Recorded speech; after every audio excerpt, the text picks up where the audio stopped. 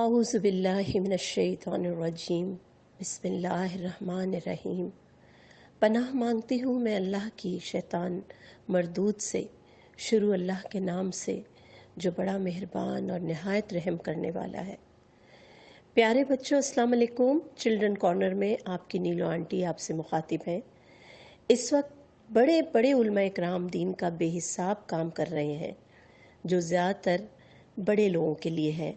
میں اپنے بچپن سے اور اپنے بچوں کے بچپن کو لے کر یہ محسوس کرتی تھی کہ بچوں کی ذہنی سطح کے مطابق معلوماتی لیکچر ان کے لیے ہونے چاہیے تاکہ عام لفظوں میں یعنی آسان لفظوں میں ان تک دین کا پیغام پہنچایا جا سکے۔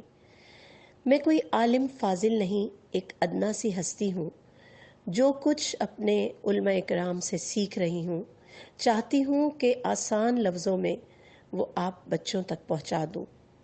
پیارے بچوں، میرا آج کا موضوع ہے رب کائنات اور اس کی بے حساب نعمتیں۔ بچوں آپ جانتے ہیں نا یہ دنیا کس نے بنائی؟ یہ چاند، ستارے، سورج، پہاڑ، دریا، سمندر، کوہسار، درخت، پھل، پھول، فصلیں اور کئی قسم کے جانور اور ایسی بے حساب ان گنت نعمتیں ہمارے پیارے پروردگار نے ہماری زندگی کو قائم اور دائم رکھنے کے لیے ہمیں عطا کی ہیں۔ ذرا سوچیں، ہم جب دنیا میں آتے ہیں تو کس قدر بے بس ہوتے ہیں، نہ بول سکتے ہیں، نہ کھا سکتے ہیں، نہ چل سکتے ہیں، نہ کچھ مانگ سکتے ہیں۔ ایسے میں والدین جیسی نعمت ہمیں عطا کر کے ہمارے رب نے ہم پر کتنا بڑا کرم کیا ہے۔ جو کام ہم خود نہیں کر سکتے وہ ہمارے والدین کرتے ہیں۔ ہمیں کھلانا، پلانا، سلانا، نہلانا، محبت سے ہماری پرورش کرنا، خود تکلیف اٹھا کر ہمیں آسانیاں دینا، کس قدر بڑی نعمت ہیں یہ ماں باپ۔ ہم دنیا میں تنہا نہ رہیں سو ہمیں بہن بھائی، رشتہ دار، دوست احباب جو ہمارے ساتھ رہتے ہیں، ہم سے پیار کرتے ہیں، ہماری خوشی میں خوش، ہماری تکلیفوں میں ہمارے ساتھ دکھی ہوتے ہیں، ہمیں احساس دلاتے ہیں کہ ہمارے لیے کتنی بڑی نعمت ہے۔ یہ سب ہمارے رب کی کرم نوازیاں ہیں۔ کائنات کو ہمارے لیے سجانے کے بعد ہمارے رب نے ہمیں ایک اور بڑی نعمت عطا کی اور وہ نعمت ہے دین اسلام۔ اسلام ہی وہ پرفیکٹ دین ہے جسے ہمارے اللہ نے ہمارے لیے پسند فرمایا اور اس دین کو ماننے والے مسلمان کہلائے۔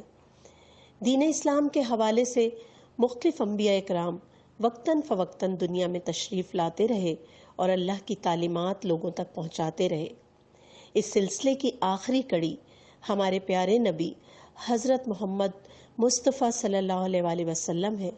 ان کے ذریعے اللہ تعالیٰ نے قرآن پاک جیسی مقدس کتاب ہماری ہدایت کے لیے نازل فرمائی جو رہتی دنیا تک قائم و دائم رہے گی، کیونکہ پیارے بچوں اس قرآن پاک کی حفاظت کا ذمہ خود اللہ تعالیٰ نے لیا ہے۔ پیارے بچوں آپ جانتے ہیں نا کہ جب آپ کو دنیا میں کوئی ملنے جلنے والے ماں باپ، بہن بھائی کوئی ایسا تحفہ دیں جو آپ کے لیے بہت قیمتی اور فائدہ مند ہو تو آپ اس دینے والے کا کتنا شکریہ ادا کرتے ہیں، ساری زندگی یاد رکھتے ہیں کہ فلاں نے ہمیں اتنا اچھا تحفہ دیا۔ تو میرے بچوں، زندگی کی ان گنت نعمتیں آپ کے رب کی طرف سے تحائف کی بھرمار ہے۔ کیا آپ ان تحائف کو لے کر اپنے رب کا شکر ادا کرتے ہیں؟ اگر آپ ایسا کرتے ہیں تو بہت اچھے بچے ہیں، اور اگر نہیں کرتے تو پریشان نہ ہوں۔